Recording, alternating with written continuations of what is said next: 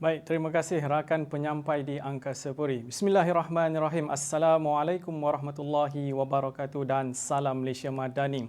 Kita mulakan tinjauan cuaca kita pada petang ini dengan melihat amaran yang sedang berkuat kuasa.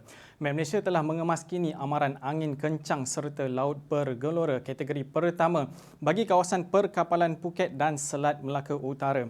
Amaran ini berkuat kuasa sehingga 26 Mei 2026 di mana keadaan ombak boleh mencapai 3.5 meter. Keadaan ini adalah berbahaya kepada bot-bot kecil, rekreasi laut dan sukan laut. Met Malaysia juga telah mengemas kini amaran status cuaca panas dan terkini Seri Aman Sarawak telah berada pada tahap 1 iaitu berjaga-jaga dengan suhu harian maksima boleh mencecah 35 hingga 37 darjah Celsius untuk 3 hari berturut-turut.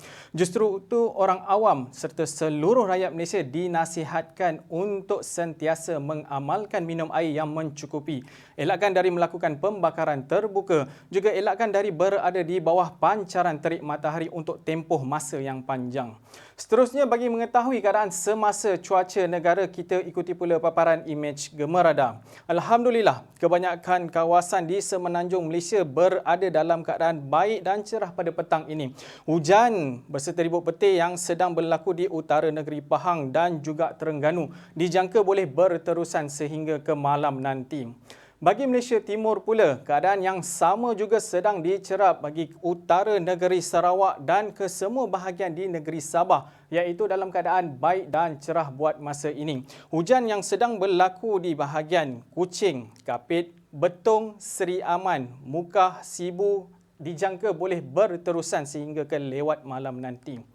Baiklah, bagi tinjauan sebelah malam pula, Met Malaysia meramalkan hujan berserta ribut petir masih lagi berpotensi untuk berlaku. Namun ianya lebih tertumpu di negeri Terengganu, manakala bagi kawasan lain di semenanjung Malaysia berada dalam keadaan baik.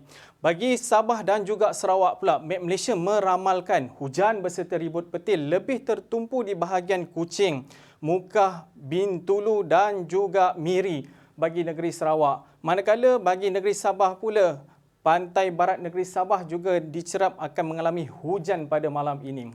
Baiklah, itu sahaja informasi cuaca yang dapat saya kongsikan buat waktu ini. Bagi mendapatkan informasi yang lebih jelas dan terkini berkaitan cuaca, gempa bumi dan juga iklim, orang awam boleh melayari laman sesawang kami di www.met.gov.my atau melalui laman media sosial rasmi kami seperti yang tertera.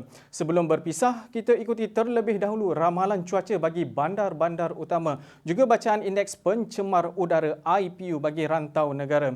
Sekian dahulu dari Jabatan Meteorologi Malaysia. Saya Ahmad Rifai Ahmad Rizwan. Assalamualaikum dan salam Malaysia Madani.